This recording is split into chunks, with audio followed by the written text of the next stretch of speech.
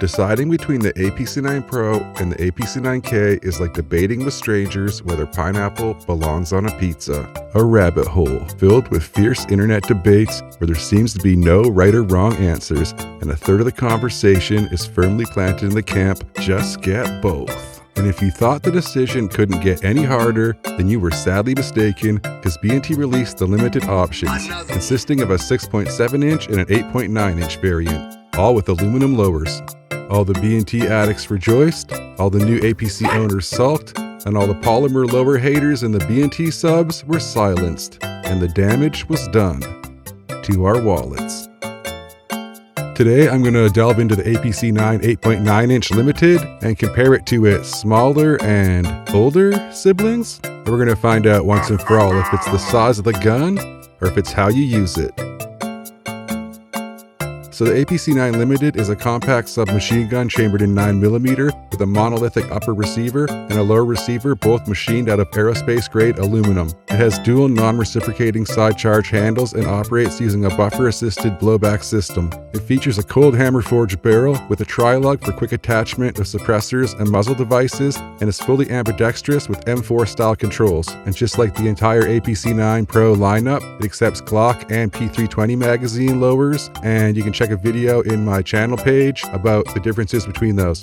And before I get into the details on the 8.9-inch, I'm just going to show you the differences between an APC9 Pro and an APC9 Limited. Don't get your panties in a knot. It's really not that crazy. It's literally just the M-lock on the bottom of the receiver instead of the pick rail. And in all honesty, I kind of like the pick rail. To each their own. It's kind of like a preference thing. So if you have an APC9 and you want the Limited, just go get the lower. You can get the lower separately. I've even seen the Limited guns with the pick rails. So unless you really want that M-lock, then just get the lower. Okay, seeing how I've already done the SPC9 versus APC9 video and the smallest subgun video, and I did the APC9 generational comparison video, I don't want to be too redundant on this video, but I'm just going to talk about what is really awesome on the 8.9-inch APC9. First off, you have way more rail slots, way more M-lock slots. You have a ton of room on this thing. It also just feels substantially balanced, different compared to the APC9 and the K. Like those ones feel quite heavy and stouty. Doesn't feel heavier even though it's longer. The thing just feels balanced.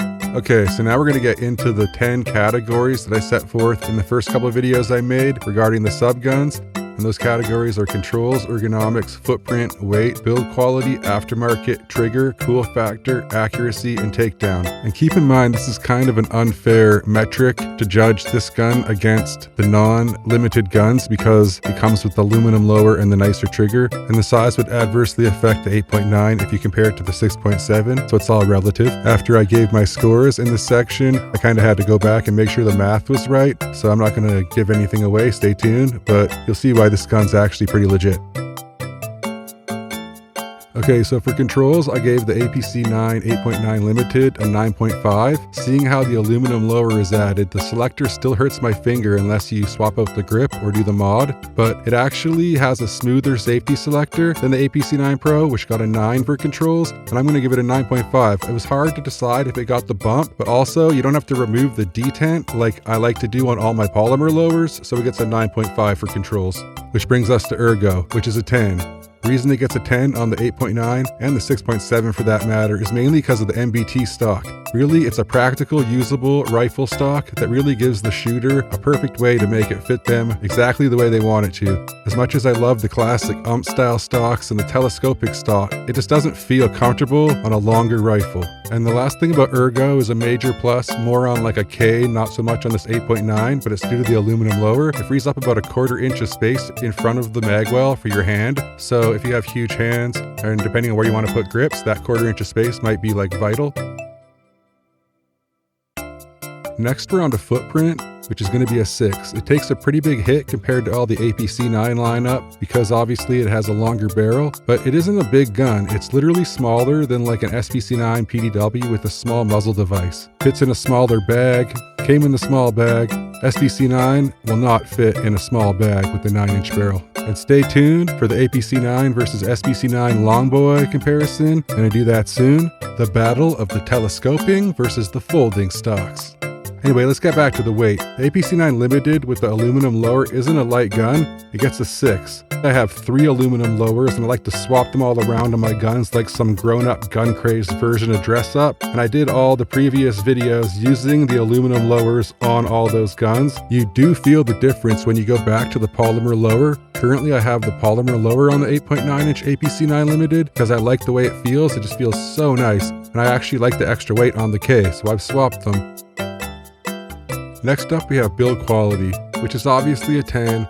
On the limited guns, for me, it's always a 10. Even on the regular guns, it's a 10. Aside from the Cerakote on my limited gray being kind of rough with some stuff kind of in the finish on the one side of the receiver, the lowers are beautiful. And just like always, the actions are smooth like on rails, which brings us to Aftermarket, which is a 5. For the limited, it's a 5, just like most B&Ts. There's some triggers, some stocks, basically nothing internal. It's a 5. And why would you change the trigger on the APC9 Limited when it comes with the ELF trigger, the skeletonized legacy trigger from Elfman? The Elfman legacy trigger is a very nice trigger with a super clean break. It maintains the EU-style safety features of the B&T platforms. My one complaint is that it's a little rough on the edges. My mom, when she shot it, she was crushing with the APC9 Limited with the ELF trigger, but she also mentioned that it took a little bit of getting used to. It was a little bit uncomfortable. It's kind of like a glove trigger. And take this with a grain of salt because I only have experience with the RA Blitz trigger in these platforms as well, which is also a nice trigger with a hybrid shoe, a little bit smoother. Next up is cool factor, and this is a very hard category for me to judge. Technically, I'm a small subgun guy, but there is a primal part of every gun guy's subconscious that drives them to large metal objects. Especially when those large metal objects are Swiss engineered and machined out of the finest aerospace grade aluminum that money can buy. The one side of my brain wanted to add some points due to the mini scar-like good looks, and the other side of my brain was thinking about the comment section, and they'd be saying, why can't you just use a 223 at this point? Which made the Canadian half of my brain cry inside, and I decided on a 7 for cool factor. And then that brings me to accuracy, which made my Canadian brain cry even more.